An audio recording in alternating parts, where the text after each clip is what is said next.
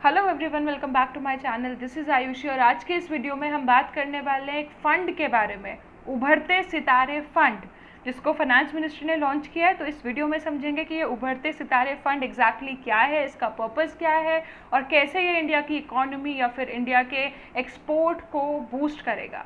तो चलिए वीडियो शुरू करते हैं। तो जैसा आप स्क्रीन पे ऑलरेडी आप लोगों ने देख लिया होगा कि ये जो फंड है, this fund is for MSME sector, यानी कि micro small medium enterprises. India के अंदर जो MSME इंडस्ट्रीज़ हैं, इसके साथ साथ जो नए स्टार्टअप्स इंडिया के अंदर आ रहे हैं, उनके एक्सपोर्ट को प्रमोट करने के लिए, उनको इनकरेज करने के लिए बेसिकली ये फ़ंड को बनाया गया है। तो इसको डिटेल में समझते हैं।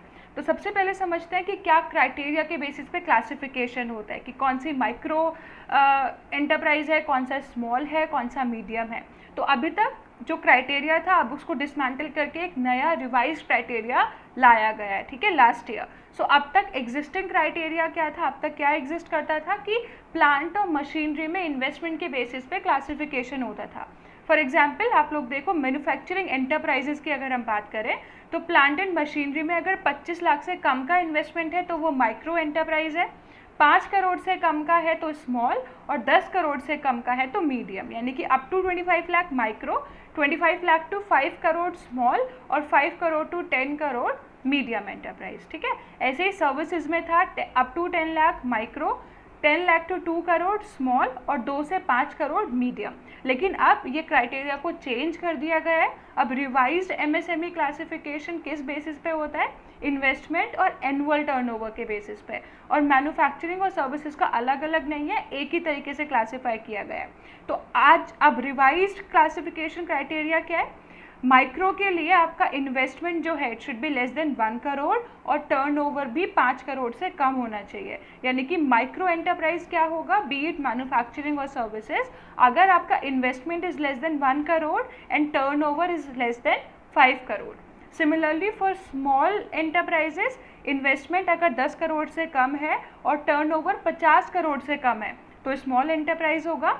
और मीडियम में अगर आपका इन्वेस्टमेंट 20 करोड़ से कम है और टर्नओवर 100 करोड़ से कम है, then you will be classified as a medium enterprise, right. So classification criteria change हुआ है, ठीक है। So this is your MSME sector, basically this is the criteria on which this micro small and medium enterprises are classified. अब जो हमारी scheme है, यानी कि उभरते सितारे फंड जो बनाया गया है, ये फंड MSME सेक्टर के लिए बनाया गया है। यानी कि MSME सेक्टर के अंदर वो कंपनीज, वो एंटरप्राइजेज जो बहुत अच्छा परफॉर्म कर रहे हैं या जिनके अंदर पोटेंशियल है कि वो फ्यूचर में बहुत अच्छा परफॉर्म कर सकते हैं और इंडिया के एक्सपोर्ट को बूस्ट कर सकते हैं, इंडिया के एक्सपोर्ट प्रमोशन में इंडिया की हेल्प कर सकते हैं, उन MSMEs के लिए, उन एंटरप्राइजेस के लिए फंड को क्रिएट किया गया है, ठीक है।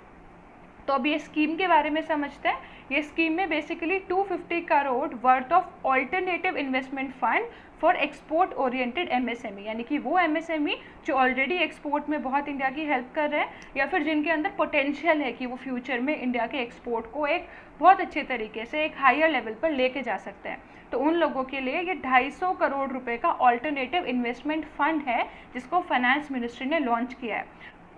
तो अब ऑल्टरनेटिव इन्वेस्टमेंट फंड क्या होता है, ऑल्टरनेटिव इन्वेस्टमेंट फंड एक तरह का पूल्ड फंड होता है, यानी कि जो पैसा है उसको डाइवर्सिफाई किया जाएगा अलग अलग इंस्ट्रूमेंट में, ठीक है।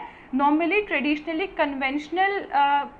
कन्वेंशनल सोर्सेज ऑफ इन्वेस्टमेंट क्या है कि शेयर्स में पैसा लगाओ या फिर डेट में पैसा लगाओ, लेकिन ऑल्टरनेटिव इन्वेस्टमेंट फंड में there is a wide range of category जहाँ पे पैसा लगाया जा सकता है। ऑल्टरनेटिव इन्वेस्टमेंट फंड में आप कन्वेंशनल तरीकों से हटके नए तरीकों में नए तरीके से अपने पैसे को इन्वेस्ट करते हो, यानी कि आप उसको और ज़्यादा डाइवर्सिफाई करते हो।